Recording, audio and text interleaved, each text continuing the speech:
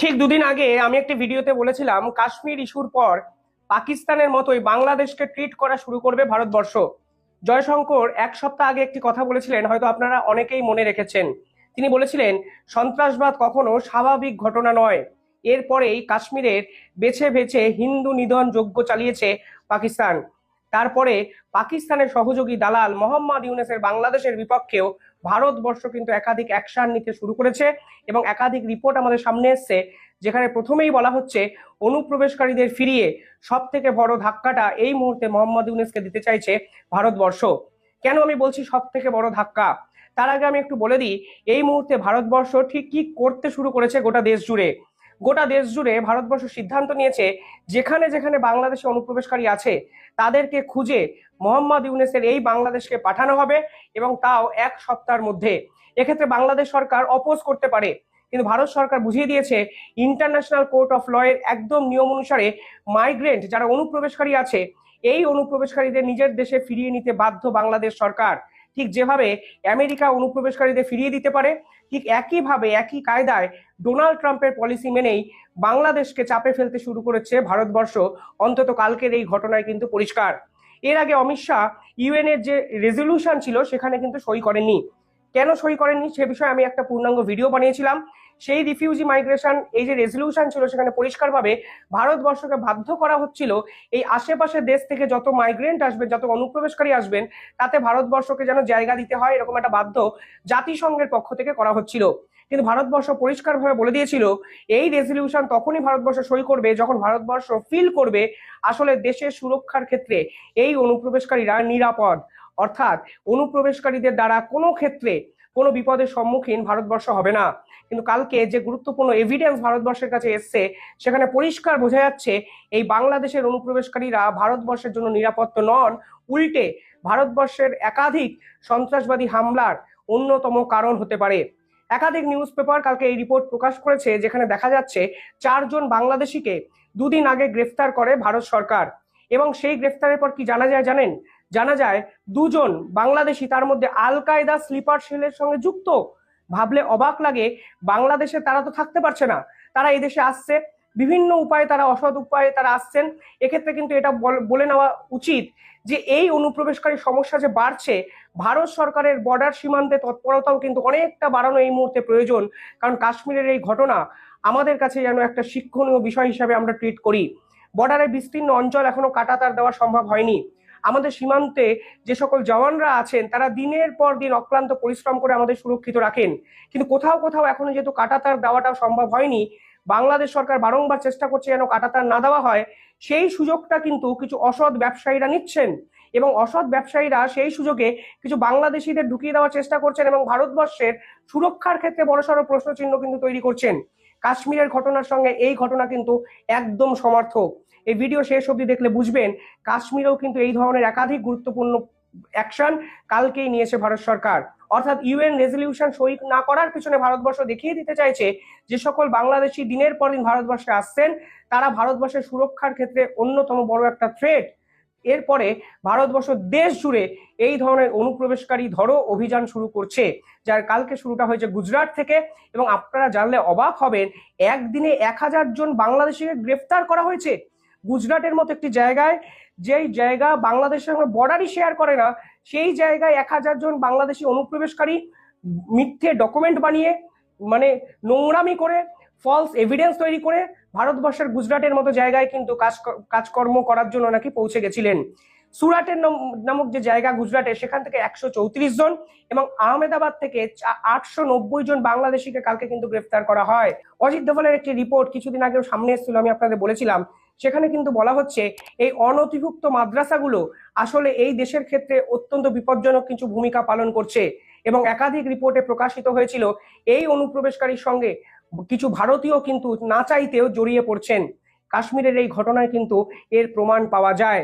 এবং এই ইউএন রেজলিউশনে সই না করে অমিত শাহ বুঝিয়ে দিয়েছিলেন এই অনুপ্রবেশকারী ইস্যুতে কড়া ভূমিকা নেবে ভারতবর্ষ।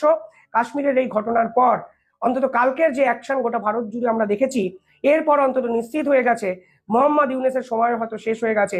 কারণ একের পর এক অনুপ্রবেশকারী এবার বাংলাদেশের দিকে চলে যেতে বাধ্য হবেন। এই মুহূর্তে বাংলাদেশের স্ট্রাকচারটা এবার ভাবার চেষ্টা করুন। বাংলাদেশে এই মুহূর্তে রোহিঙ্গা সমস্যা মাথাচাড়া দিয়েছে। এই রোহিঙ্গাদের তারা মায়ানমারে ফিরিয়ে দেবে এরকম কথা তারা বিমস্টেক সম্মেলনে গিয়ে দিয়েছিলেন। মোহাম্মদ ইউনূসের কথা মানে তো বুঝতেই পারছেন পুরোটা ভাওতাবাজি। পরবর্তীকালে আরাকান আর্মিরা বাংলাদেশের বিপক্ষে বিদ্রোহ ঘোষণা করে। তারা পরিষ্কার বলে আমরা রোহিঙ্গাদের ফিরিয়ে নেব না, এবং আমরা 2 লক্ষ রোহিঙ্গাদের নিয়ে রাখবো কোথায়, আমরা করবোটা কি। এরপরে যদি ভারত থেকে এত অনুপ্রবেশকারী বাংলাদেশে যায়, তাহলে বাংলাদেশের বর্তমান অবস্থায় এক সামাজিক সংকট তৈরি হবে, যা কিন্তু দিনের আলোর মতো স্পষ্ট। কিন্তু হঠাৎ করে বাংলাদেশিদের কেন ধরার চেষ্টা করছে ভারত সরকার, কারণটাও এখানে কিন্তু লুকিয়ে আছে কাশ্মীরের ঘটনায়। কাশ্মীরের ঘটনায় যারা ধরা পড়েছে এবং যারা এই ঘটনার সঙ্গে সরাসরি যুক্ত, দেখা গেছে তারা নাকি স্টুডেন্ট ভিসায় পাকিস্তানে গেছিলেন, এবং স্টুডেন্ট ভিসায় পাকিস্তানে কাদের পাঠিয়েছিলেন, লোকাল লেভেলের একাধিক স্লিপার সেলের সদস্যরা তাদেরকে আইডেন্টিফাই করে এবং পড়াশোনার জন্য স্টুডেন্ট ভিসা ইউজ করে তারা পাকিস্তানে তাদেরকে পাঠিয়ে দেন। এই পাকিস্তানে গিয়ে তাদেরকে ব্রেন ওয়াশ করানো হয়, বোঝানো হয় ভারতবর্ষ তোমাদের শত্রু দেশ, অর্থাৎ কাশ্মীর যারা ভারতবর্ষের অন্যতম অংশ, তাদেরকেই ভারতবর্ষের বিপক্ষে ব্রেন ওয়াশ করা হয়, জিহাদি মানসিকতা ধরিয়ে দেওয়া হয়, হিন্দুদের বিপক্ষে কথাবার্তা শেখানো হয় এবং তাদেরকে আবার ভারতবর্ষে পাঠিয়ে দেওয়া হয়।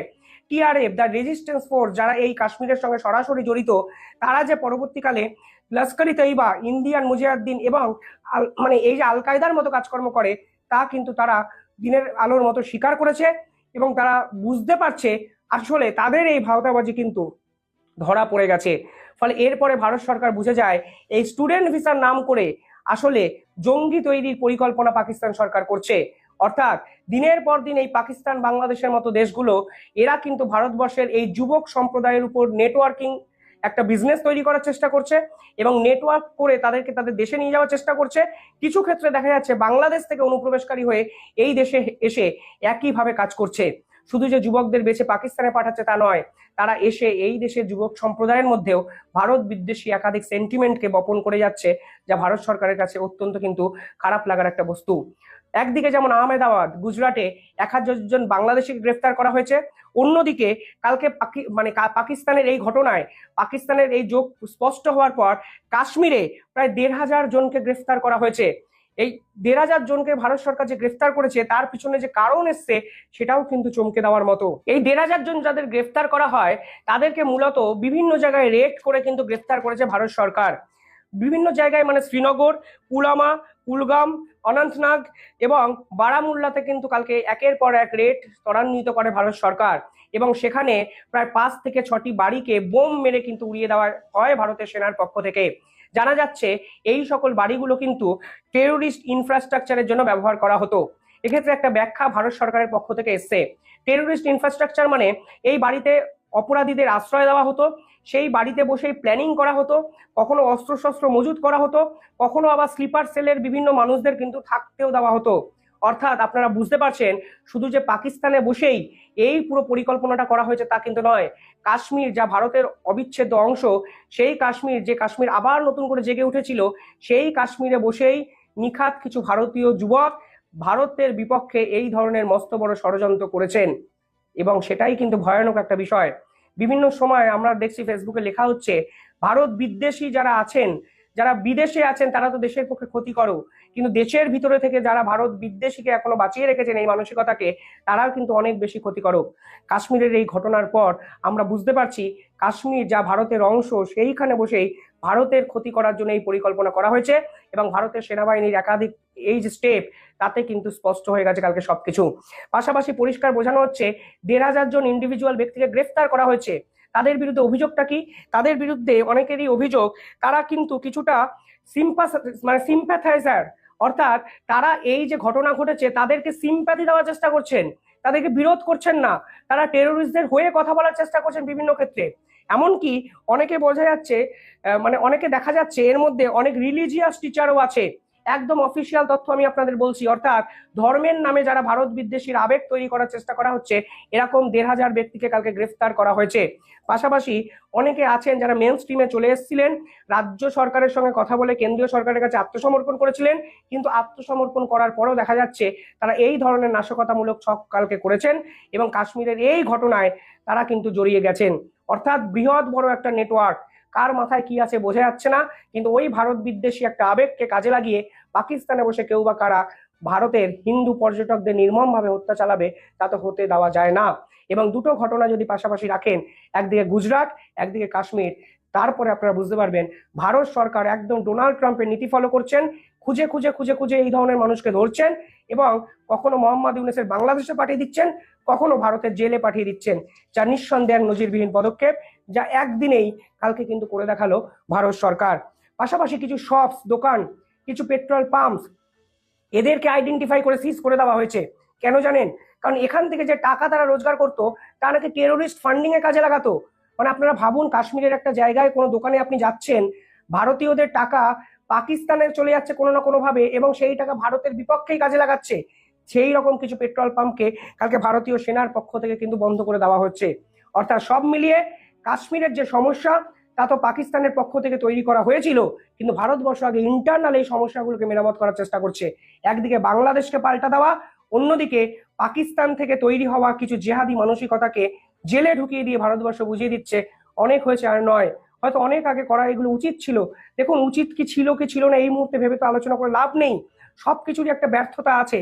এখন আমি বলেছি আগের ভিডিওতে, এই সকল ইন্টেলিজেন্সের কাজটা না মানে গোলকিপারদের মতো, 10টা ভালো সেভ করলেও যতটা নাম হয় একটা বাজে গোল খেলে তার থেকে প্রচার অনেক বেশি হয়। কিন্তু এই মুহূর্তে আমাদের মনে হয় সকলের একসঙ্গে দলমত জাতি নির্বিশেষে, রাজনৈতিক দল নির্বিশেষে ভারত সরকার এবং ভারতের সেনাবাহিনীর পাশে দাঁড়ানো দরকার। কারণ এই যে কাশ্মীরে যে উগ্রপন্থার চাষ হয়েছে, সেই চাষটা যদি মাটি থেকে উপড়ে নির্মূল করা না যায় তাহলে কিন্তু ভারতবর্ষের এই অখণ্ডতা আর থাকবে না, সাম্য কিন্তু আর থাকবে না। ফলে এই বাংলাদেশের জেহাদিপনা মানসিকতা, যারা দিনের পর দিন ভারতবর্ষে ঢুকছেন, আল কায়দা স্লিপার সেলের হয়ে কাজ করছেন, একই সঙ্গে একটি গ্রুপ পাকিস্তান থেকে এদেশে ঢুকে পাকিস্তানের মানসিকতাকে কাশ্মীরে ছড়িয়ে দেওয়ার চেষ্টা করছেন। এই দুই মানসিকতার বদল দরকার, এই দুই মানসিকতার উকড়ে ফেলে দেওয়া দরকার এবং আলটিমেটলি ভারতবর্ষের অখণ্ডতা, সাম্যতাকে বজায় রাখতে দরকার আছে। সেনাবাহিনী কি করবেন ওটা ওনারা অনেক ভালো জানেন। আমরা শুধুমাত্র সেনাবাহিনীকে সাপোর্ট করি এই মুহূর্তে, এছাড়া আমাদের কাছে কিন্তু উপায় নেই। আমাদের ভারতবর্ষকে ভারতবাসী হিসাবে রক্ষা আমাদেরকেও কিন্তু করতে হবে। দেখতে থাকুন দ্য ইন্ডিপেন্ডেন্ট বেঙ্গল। কি ভাব দর্শক, সম্পূর্ণ ভিডিওটি দেখলেন, আশা করি বিষয়টি বুঝতে পেরেছেন। এই নিয়ে আপনার গুরুত্বপূর্ণ মন্তব্যটি অবশ্যই কমেন্ট বক্সে জানিয়ে দিবেন। ধন্যবাদ।